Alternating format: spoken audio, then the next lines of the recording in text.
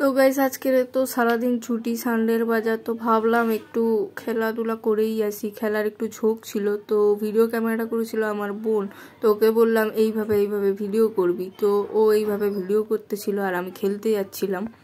তো গাইস আজকালের বাচ্চা বুঝতেই পারছো, খেলতে নামতে না নামতে কি বলে দিল শোনো। ओ भाई मारो मुझे, मारो मारो मुझे, मारो मारो नहीं, ये मजाक हो रहा है। A few moments later.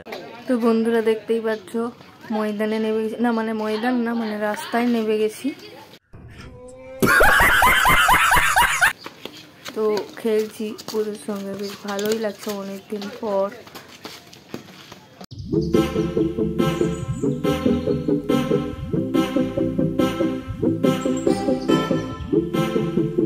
তো গাইজ ওরা নিজেদের মধ্যে ঝামেলা করছিল, তো তাই জন্য বললাম ওয়ান ড্রপ করার পরে তো হঠাৎ করে খেলাই চলছিল ভালো করে, তো গোলকিপার ধরার জায়গায় আমাদের প্লেয়ার কি করে ফেলেছে, হাতে হ্যান্ড করে দিয়েছে। তো ওরা প্ল্যানটি চেয়েছিল, তো প্ল্যানটি দেওয়া হচ্ছিল।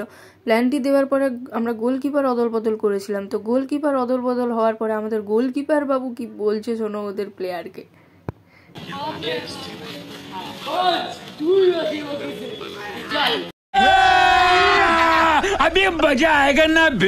এই হচ্ছে আজকালের বাচ্চা। তো গোলকিপার দাঁড়িয়ে গেছে আর গোল তো হতেও পারলো না, নট গোল।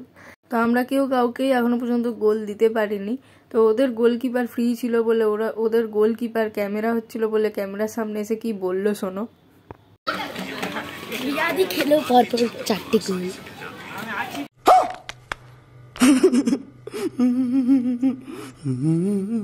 2000 years later.